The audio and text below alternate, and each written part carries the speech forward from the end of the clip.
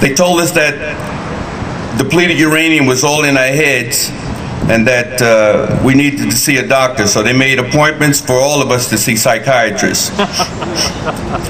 That worked out in our favor because each one of us was diagnosed by the doctors then as having post-traumatic stress disorder. So again, they lost.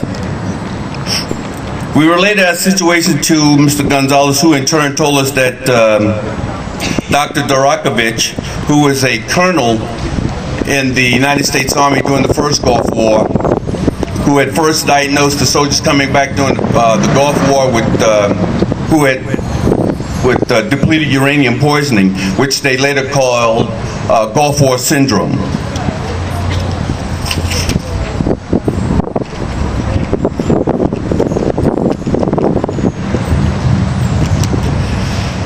The same people, Michael Kilpatrick and the colonels at Walter Reed, told us that depleted uranium was so safe that you could put it on your breakfast cereal in the morning and eat it.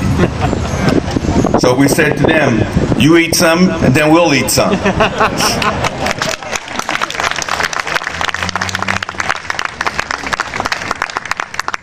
But it was too late for a friend of mine.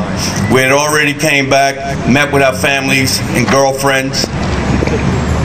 Gerard Matthew got his wife pregnant, and while we awaited medical treatment at Walter Reed Army Hospital, he got the results from a sonogram that his child was being born deformed. He got called into the doctor's office with his wife, and it was told that the daughter was being born without fingers on her right hand. So every day when he wakes up, he looks at his daughter and he's mad as hell because he did this. It was at this time that we decided that enough of the lies. When we got out of the military, we would band together, get a lawyer, and sue the government for the truth. We weren't going to wait around for 30 years like the Vietnam veterans did for the government to tell them that Agent Orange was harmful. After getting out, we kept our word and hired George Zelma and Elise Langston, two law firms, to represent us in this case. The case is now pending in Manhattan Federal Court. The lawyers have also filed an appeal in appeals court and are waiting a court date. We also contacted Senator Schumer and held a press conference in Queens, New York, where Senator Schumer called for better and more accurate testing of all returning soldiers. It was that time we learned that the testing that the military was giving was just a mouthpiece, just to let the people know that they were doing something. But in actuality, they weren't trying to find out the truth. They had a weapon that was cost-effective, very cheap, and it was a way of getting rid of their nuclear waste. The same nuclear waste from our nuclear reactors that they canned up and shipped to Idaho and other places and stored it in mountains. Well, they found a way to get rid of it, and this was their way, by putting in bullets and bombs and polluting Iraq, Afghanistan, Bosnia, and those areas. We also learned that during our investigation that after the first Gulf War, the U.S. government made a training video and typed up documentation to alert future soldiers who might go back into Iraq of the hazards of depleted uranium, about the protective clothing that they should wear, and the respirators. Well, this information was never disseminated to the soldiers when we went into Iraq. It still sits on a shelf growing dust, but we later got a copy of it. CNN and 60 Minutes did a show on it, and our lawyers are using it as evidence against the government. I continue to speak out and join various groups to voice my concern regarding DU.